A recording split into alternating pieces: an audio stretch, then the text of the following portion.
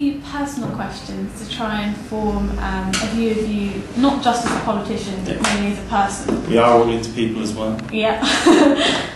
Do you have Facebook or Twitter, and do you update it regularly? I do have Facebook and I have Twitter. I must say I use Facebook a lot more than I use Twitter, and I'm on it most days. So yeah, it's something that I use with my friends, and I also have a more formal one for those looking for information on my campaign. What's your favourite drink? My favourite drink?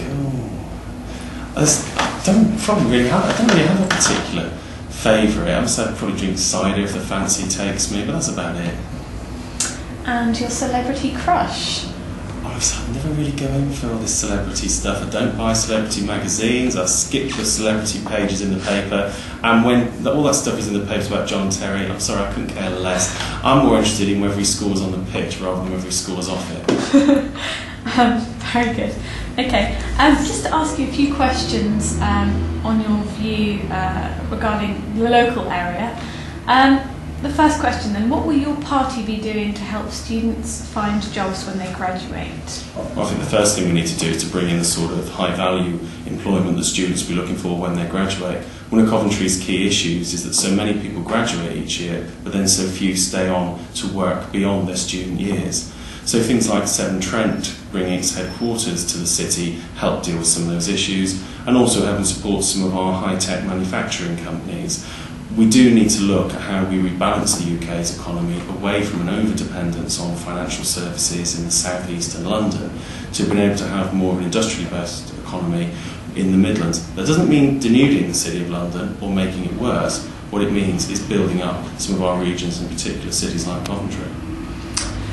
What are your policies on higher education? I think in relation to higher education, we've been clear that the key thing that must be there is access. I was very concerned last year when students who wanted to go to university, particularly in the height of a recession, you need to get skills to get employment, were turned away by numbers capped by the government.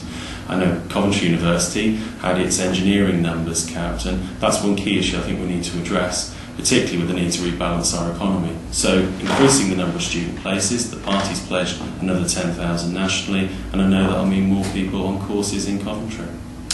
Keeping on the theme then of higher education, what are your personal views on university tuition fees? Should they rise? Well, I can remember that being the last year that didn't have to pay tuition fees, and the debate there was back in 1997 when Tony Blair reneged on his pledge not to introduce them. I think we have to be realistic. The country is facing a huge financial deficit, so we cannot rule out any particular option over the next few years. But there is a review ongoing, and I'll be interested to see what that review concludes. What it can't just be is an excuse to just rack up the cost for students of going to university without some clear idea of what benefits they're going to get for doing that. Just focusing on other policies of yours then, what is your stance on green issues and the environment? Well, David Cameron's been very clear that tackling climate change is one of the key priorities for the next Conservative government, and also one that needs to be shared across the world. I've certainly been very pleased to see that Barack Obama has now grasped the nettle of this issue in the United States, as without the US taking part, it would have been an almost forlorn hope that we could do something about this issue. So for me, it's focusing on that area. It's about moving the burden of taxation away from families onto pollution, ensuring the polluter pays, and also looking to develop better systems of public transport and infrastructure to ensure we can move away from a very high carbon dependent lifestyle. Best example of that being the pros of the high-speed rail networks to look at replacing the third runway at Heathrow. What is your party going to do to help combat inequality, whether that is economic inequality or social inequality? Well, certainly in my current role as a City Council, we've been very clear one of our fundamental goals is to try and narrow the gap in both life expectancies and earnings between different parts of Coventry. It's quite worrying that the number 12 bus, which goes through Warwick's campus, you can actually in theory live 13 years longer by catching it. If you catch it in the Hillfields area, in the centre of the city, the average life expectancy there is 13 years less than the average life expectancy in the area around Warwick University. For me, that's an absolutely shocking statistic, and it's one we do need to deal with. But we're not going to deal with it with rhetoric, we're going to deal with it with real action, both to educate people about the the healthier lifestyles they can lead, and also ensuring that they're able to make some of the choices to live a healthier life. Regarding voting then, and particularly student voting, what can be done, do you think, to get students to vote? I think some of it's about giving people the information so they can make a decision, and that's why I welcome the ability to take part in this project. I think many people feel that somehow politicians live on another planet or are different types of people. I was a student at Warwick only about 10 years ago, so I've got involved and got to the position I'm in now. People can make a difference if they get involved, and it's worth remembering there are other countries where people are literally dying for this right, a right that sadly too many people in this country can't be bothered to spend 2 minutes to exercise.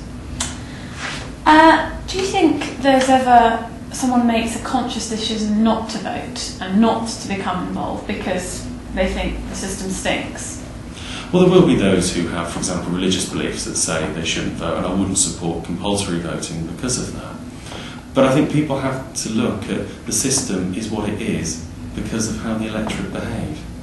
If the electorate want change in a system, then they have to vote. It's no good abdicating your responsibility. As a voter, you help decide who's in Parliament, who gets elected.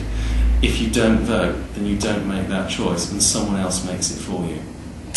Concerning the expenses and various scandals involved in that, do you think that the post-expenses politics in Britain needs a complete reshuffle in the system? I think there's a need for some major changes both in attitude and the system that exists at Westminster. The idea that myself as a councillor had to totally publicly declare my expenses under legislation passed by MPs who then tried to claim that theirs should be private was an absolute nonsense. I welcome the openness that we saw last year, and it should have happened many years ago. So for me, I do think there'll be a change. We're going to see a very different Parliament, and I think Coventry South also needs some change as part of that. We need a change of attitude. The MPs should be there as the servants of the people, not as their masters, and that, I think, was lost. What policies or areas do you think are most important to focus on in this year's election?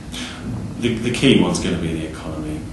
We cannot go on as we are, and if we do not deal with, for example, things like the deficit, then we could well be the next Greece. So for me, that would be our number one focus, and everything flows from that. And for students, of course, those people looking to graduate in the next year to 2 years want to know there is actually going to be a job there for them. So if we cannot revive the economy, that opportunity isn't going to be there. So for me, the economy needs to be number one.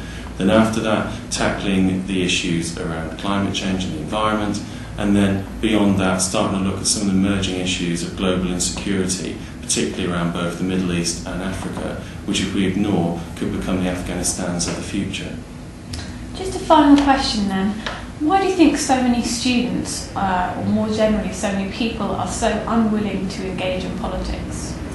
I think some people feel it's not for them, or that politicians will speak in a completely different language, or perhaps be more interested in point scoring off each other than focusing on the future.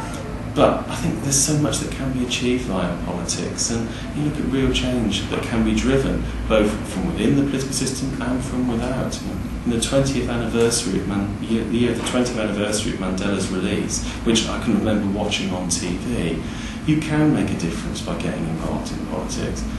But I can understand that some people, perhaps particularly after the expenses scandal, feel that somehow it's not for them, they don't want to be involved. But I think there is so much you can do, and I would encourage people to get involved. After all, the only way you'll change Parliament is by changing Parliament. Thank you very much for your time. Thank you.